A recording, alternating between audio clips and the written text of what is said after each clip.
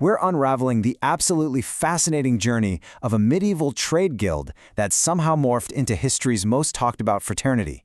We're going to strip away the centuries of wild rumors and look directly at the facts. Just picture, if you will, the stark contrast between a filthy, super dangerous construction site in 14th century Europe and a gilded room full of wealthy founding fathers wearing powdered wigs. How do those two worlds even connect? I mean, how on earth did a group of everyday tradesmen from the Middle Ages end up sharing secret handshakes with the men who drafted the laws of modern republics? It's a pretty bizarre historical pipeline when you really stop and think about it.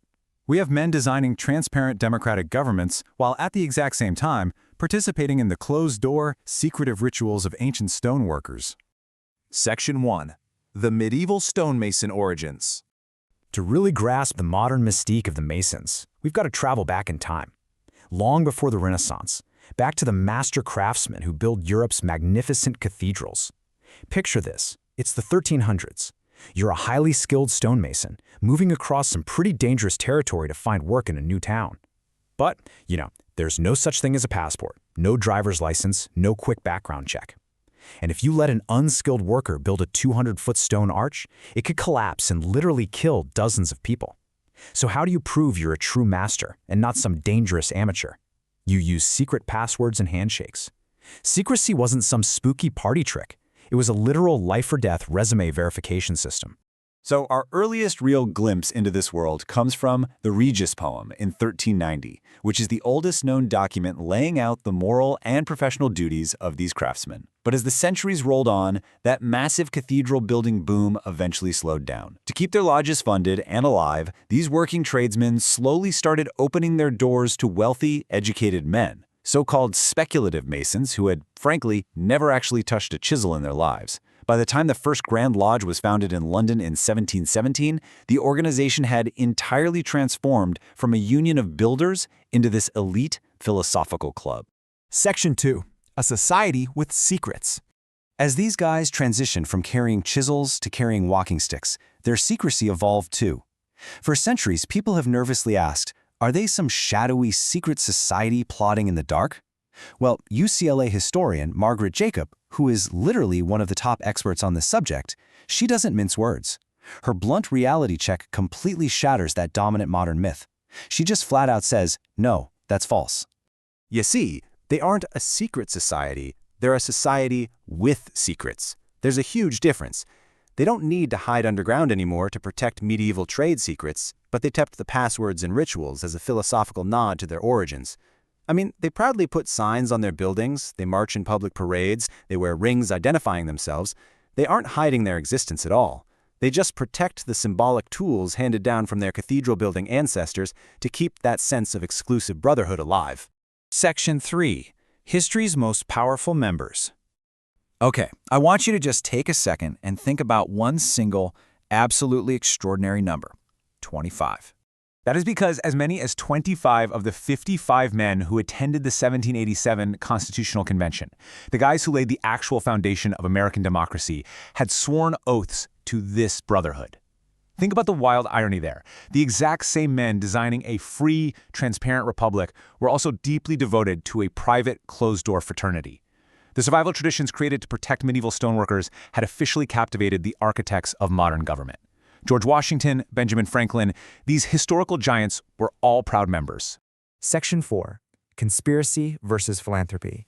Now look, when you mix that level of immense historical power with closed doors, well, shadows and conspiracy theories are going to follow for sure. On one side, you've got internet forums and centuries-old rumors buzzing with wild stories of world domination and shadowy cabals. But on the other side, you have the hard data.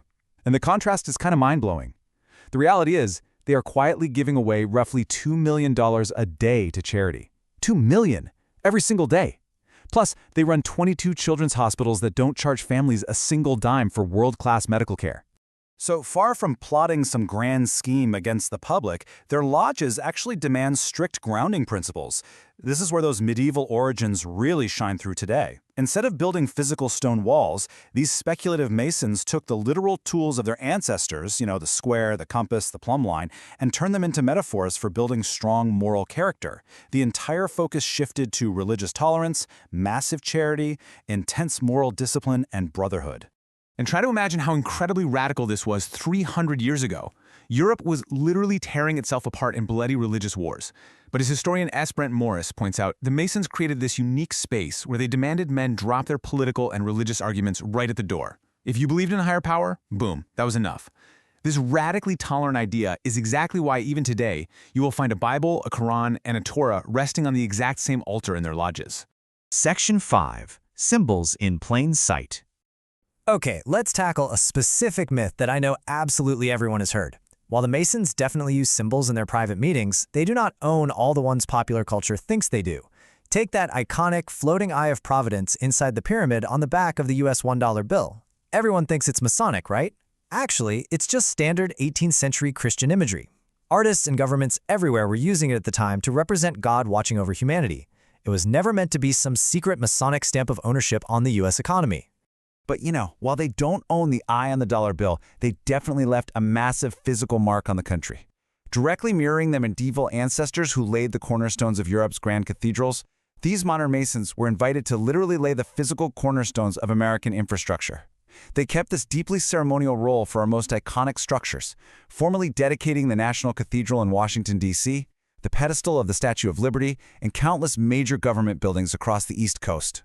Section 6. Is the mystique fading? But as we move fully into the digital age, this centuries-old fraternity is facing a very real existential crisis. Back in 1959, they boasted over 4 million members.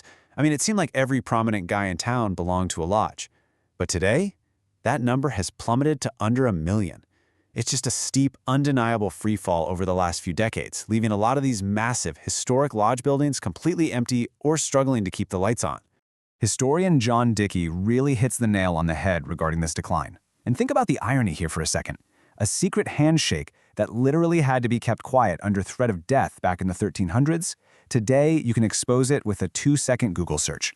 When medieval survival tactics and ancient passwords get blasted across the internet, the magic of exclusivity kind of evaporates, doesn't it? Secrecy is just incredibly hard to maintain when we all have a smartphone in our pocket. Ultimately, when you strip away the wild conspiracy theories and that veil of total secrecy, what's left is exactly what Forrest Pass calls a fictionalized brotherhood. It's essentially this giant historical role-playing exercise designed to make men better citizens. They're basically using a highly structured continuation of a medieval support system to build relationships today, relying on those ancient metaphors of stonework to build better individuals in the modern world. Yet, despite that massive decline in membership, the cultural and physical architecture they built is still hiding in plain sight all around us. You probably drive right past a Masonic lodge in your own city every single week without even noticing. The echoes of those medieval cathedral builders are sitting quietly on Main Street. Their ancient tools are still in use, just, in a strictly philosophical way, binding generations of men together across hundreds of years. So, the real question I want to leave you with today isn't whether they rule the world. Because, well, we know they don't. It's whether the thrill of the unknown is finally extinct. When the life-saving passwords of medieval builders can be found online in mere seconds, what exactly draws men to step into a windowless room and swear those ancient oaths today? Definitely something to think about the next time you see that square and compass carved into a dusty old cornerstone.